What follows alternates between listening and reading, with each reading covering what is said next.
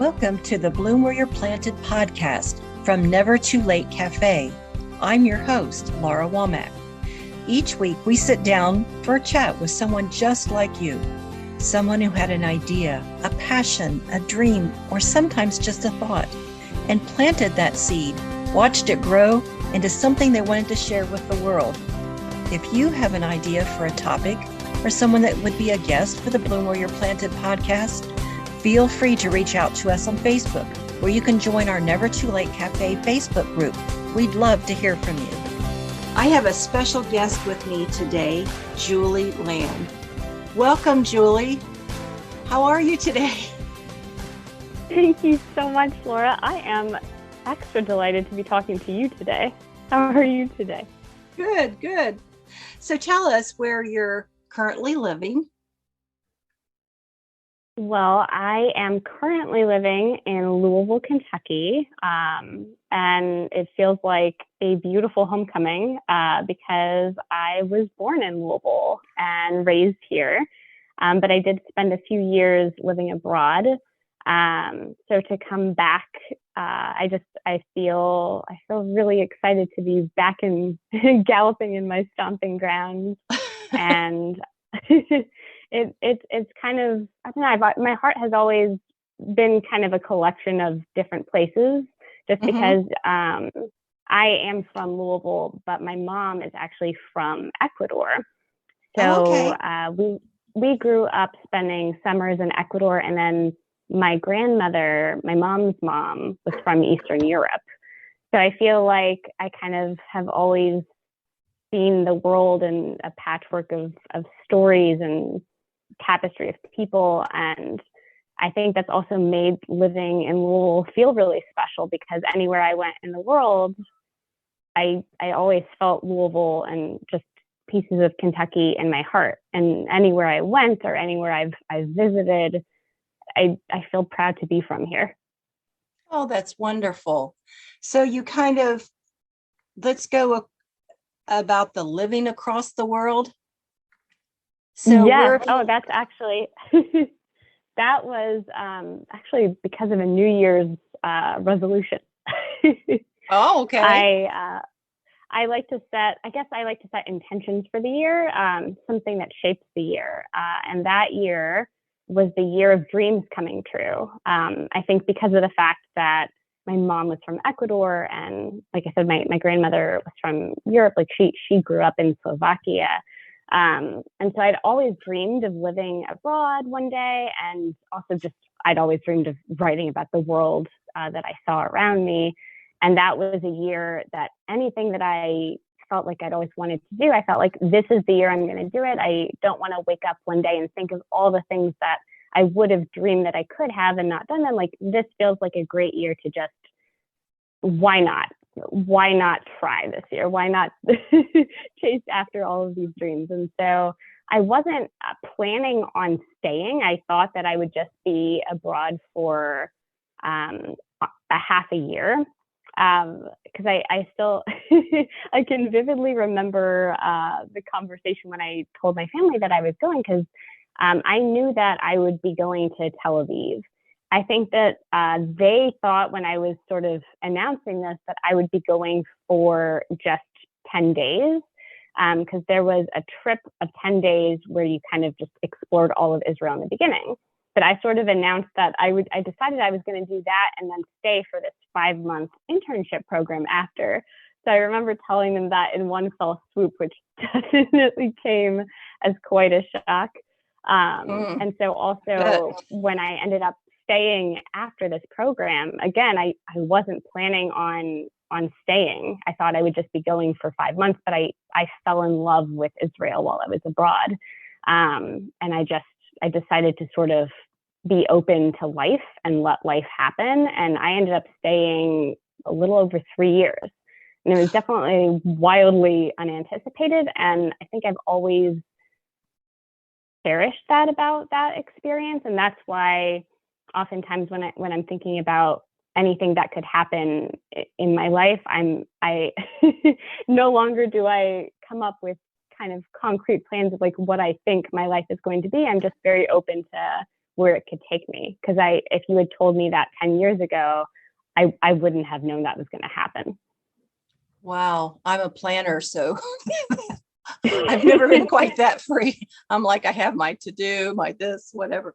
So I definitely understand. My mom and my brother, they're very savvy with the plans. And so I'm definitely, I've seen the magic of plans in motion as well.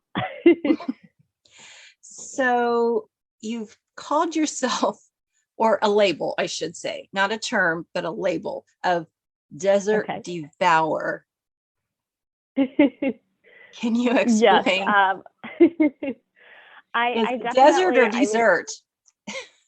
Well, I would say I have a massive sweet tooth, and so I kind of have always loved the fact that I like to eat dessert first, but I also happened to go towards the desert, and so I kind of like the sort of play on words, and I also liked the alliteration.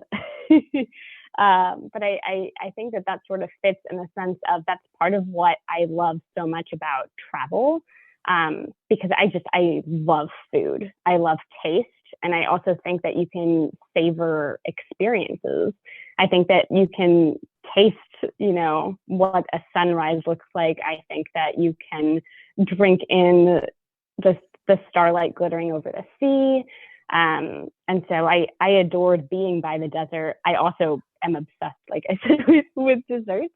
And I also think there's a double meaning there too, in the sense of I'm very much I'm all for finding the silver lining when it's authentic. I'm not for, like, I think that the silver lining is beautiful and exquisite, but I wouldn't force it. If someone is going through a really difficult experience, I also don't think that there's pressure to find silver lining at every turn either. But I just happen to really have a fierce faith in just optimistically believing there's precision to the universe. And I think that there's a sweetness to that. And so I think that there's a reason that I have such a sweet tooth. I was born on Valentine's Day, so I've always felt like that was also precise. Oh my word. I you are to have dessert and chocolate. Yes.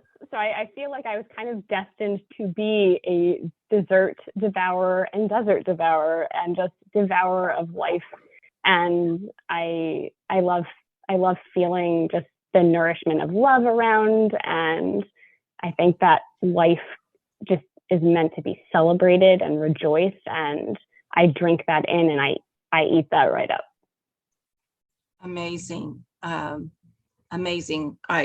We've met, and there really is that energy around you. I can tell you that. So we're going to go kind of back in your story, and we're going to start from I was going to say, I felt that with you too. I really, like, it was such a magnetic conversation, and I'm really delighted to be part of your podcast today. Well, thank you, Julie. So, so let's start from the beginning and figure out how you got to where you're at now.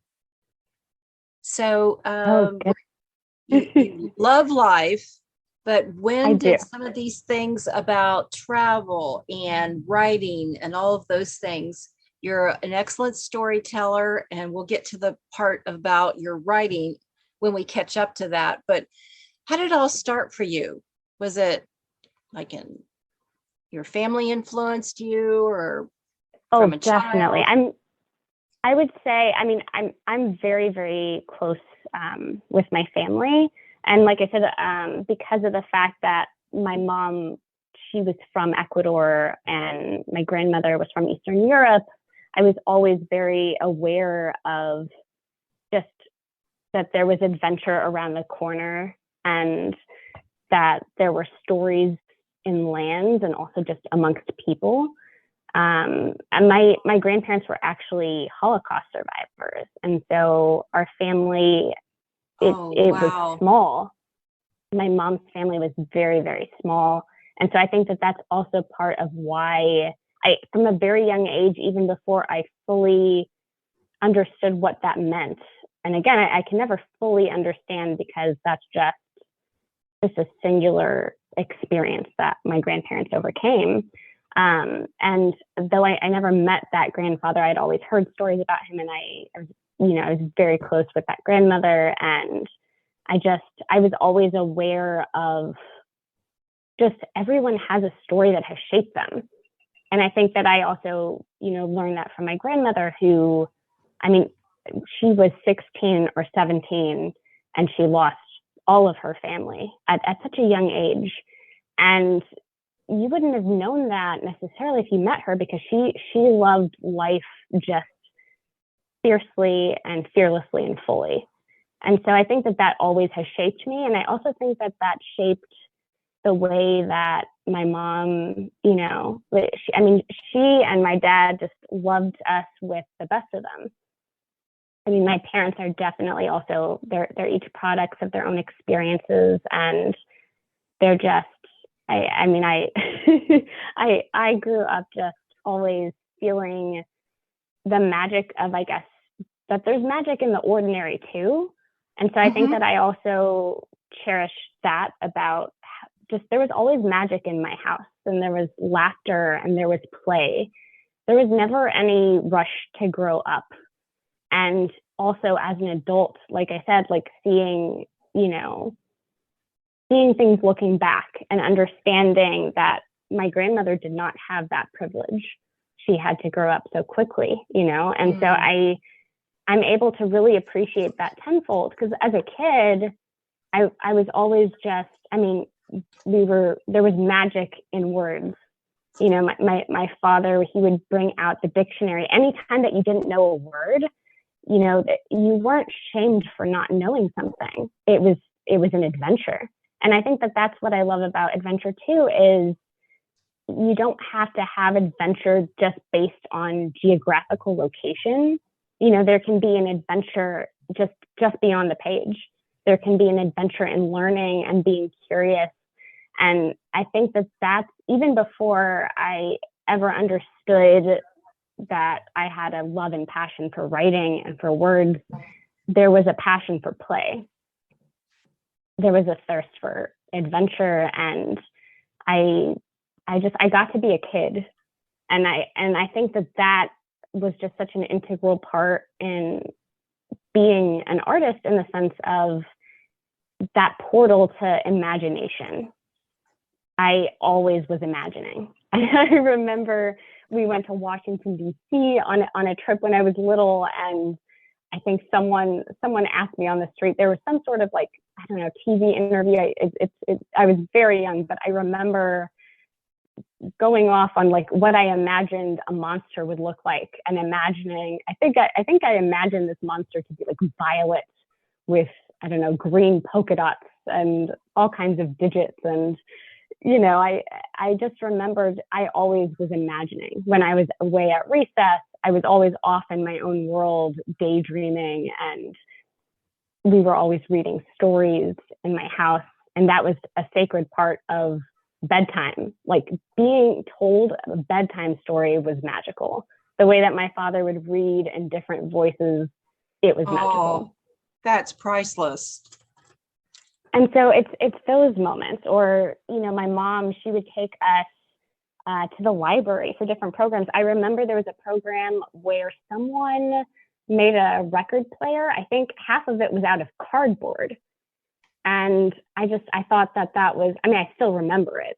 I remember all these, all this time later, I can still remember just being astounded that cardboard could play music if someone imagined it differently. And so I think that I always kind of marched to the beat of my own drummer, and my parents always nourished that. They encouraged that. They gave me the space and freedom and comfort to be a kid.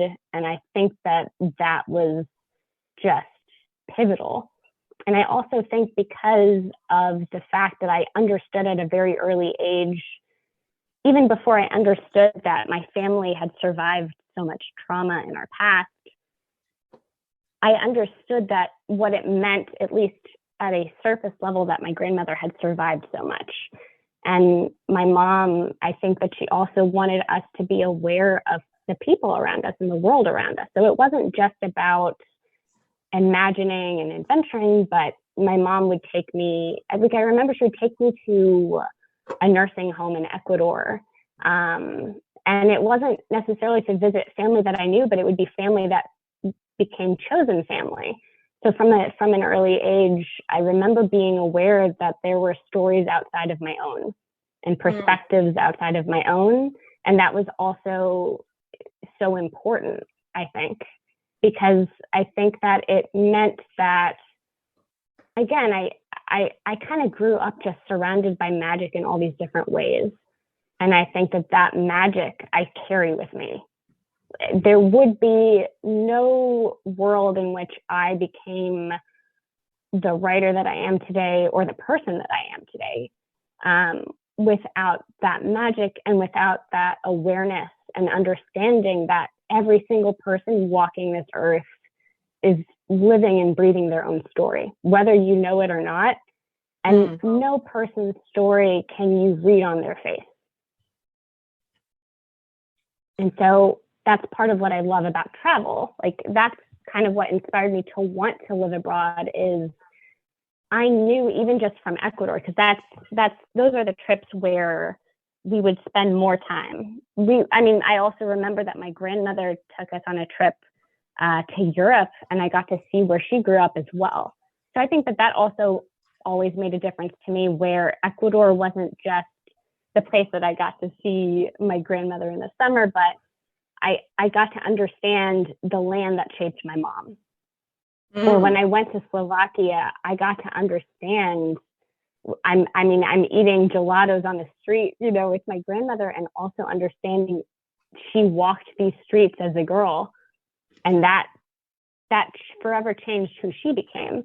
And so I think that I've always loved that about people and stories and travel.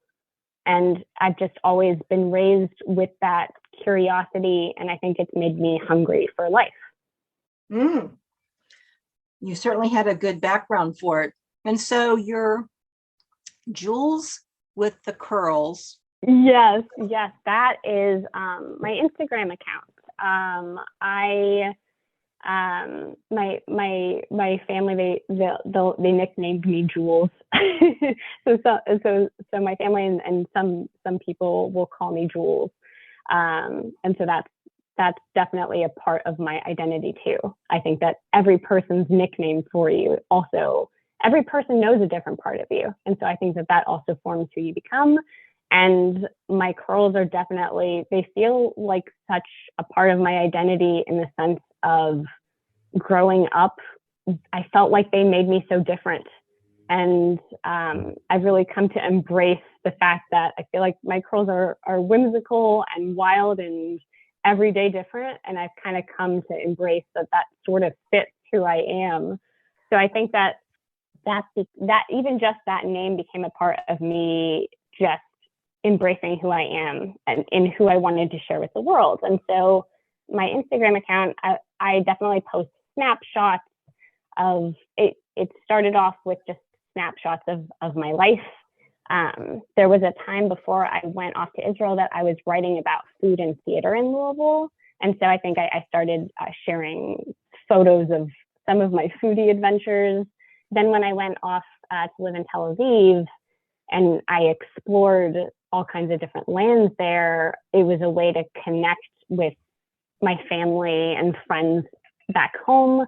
And then as home broadened into different homes all over the world, it became a way to share stories and capture those stories. And so I would say that it's definitely morphed into an account where I share different stories. Sometimes I'll call them like Insta poems. And they're some of these poems have ended up, I feel like they kind of lend themselves to, it's just my way of processing the world around me day to day. And sometimes that ends up informing what I might write about later on. Some of those poems have ended up becoming parts of my first collection of poetry.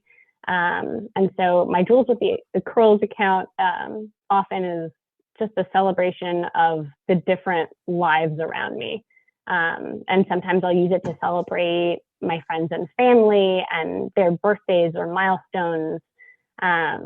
Because that's the thing, I feel like any piece that you write, any story that you write, any way that you connect, even a picture in and of itself is a story.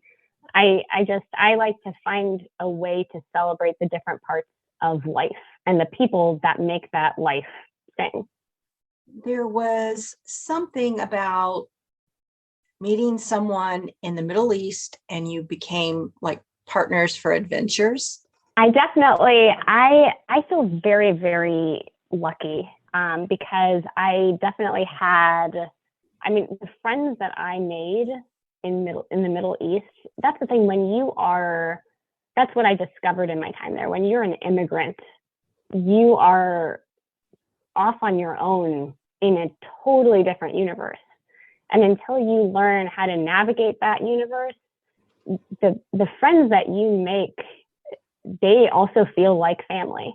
And so I feel so grateful because the friends that I made there, those are lifelong connections. So for instance, because I went to Tel Aviv and because I was there at the right time, the right place,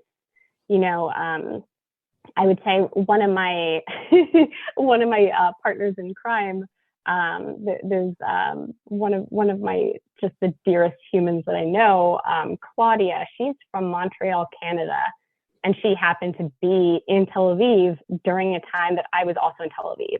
So a girl from Louisville, Kentucky, was able to become just forever entwined with a girl from Montreal, Canada. Or like one of my dearest friends is from India. Another is from England. I feel so fortunate. I met so many different people. There's one of my cherished friends. She teaches yoga, and she's just a fierce and fabulous Israeli who. It's like you feel like you're flying on her rooftop when you're in that yoga class. Every single person that I came across,